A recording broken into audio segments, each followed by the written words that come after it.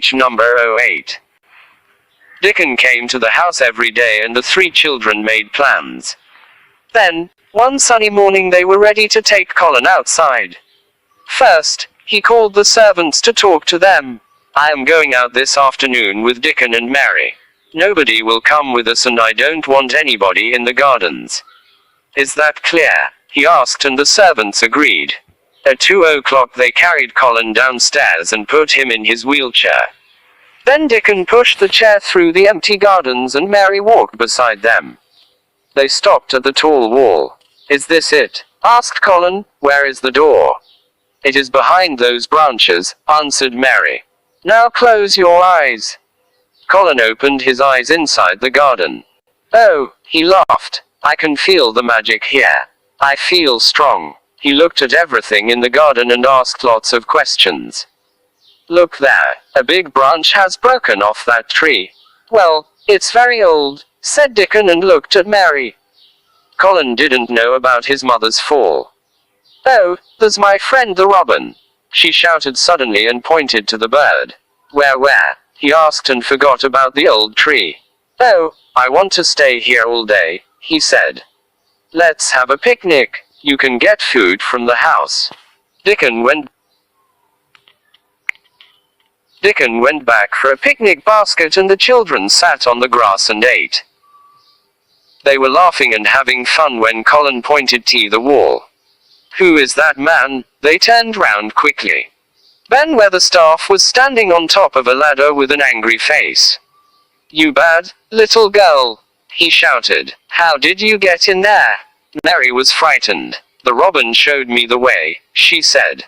Colin was angry. "Do you know me, old man?"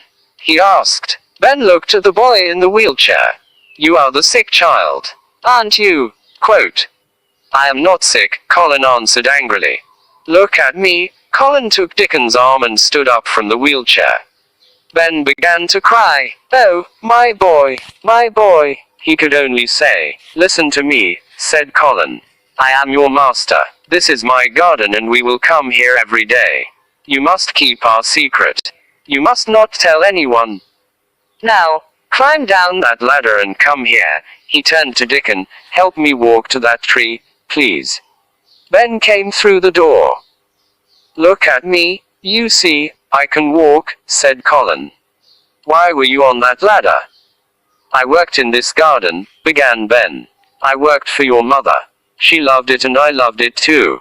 When she died, I decided to look after her garden," said the old gardener. "Every spring I climbed over the wall and did some work. Nobody knew. Then you can keep secrets, Ben Weatherstaff." "That's good. You must not tell anyone about this," ordered Colin. "Yes, sir. This is your garden now," said Ben. "Would you like to plant a flower?" he asked. "Oh yes," smiled Colin. He sat on the ground and made a hole with Dickon's help. Ben brought a rose and Colin planted his first flower. Dear students, in chapter 8, we came to know that Dickon visited Colin every day. On one Sunday morning, the three children decided to go to the secret garden. At 2 o'clock, Colin was carried in his armchair to the secret garden. Colin felt happy to get there. He felt a new strength in himself.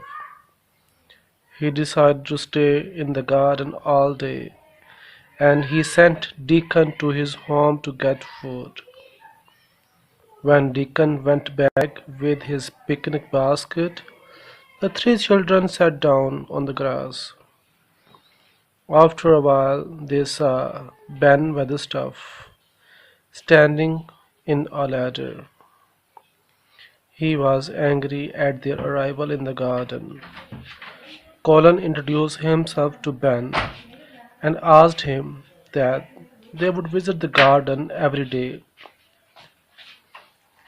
Colin forbade him to disclose this secret to anybody else, and Ben agreed. Colin planted his first flower in the garden.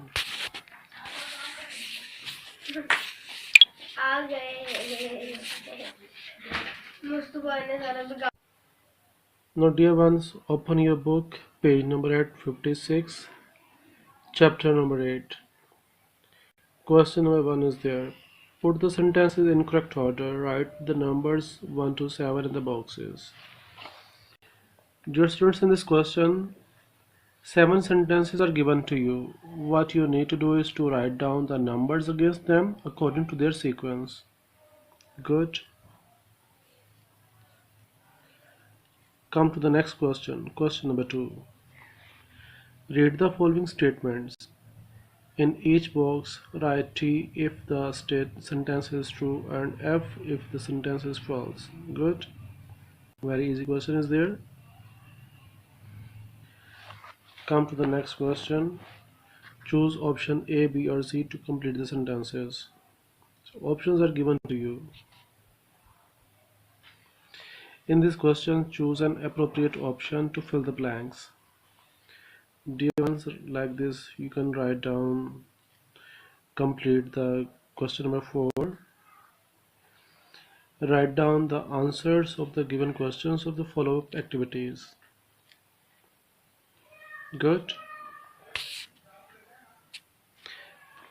And if you find any difficulty while writing down the answer of these questions, you can contact me without any hesitation.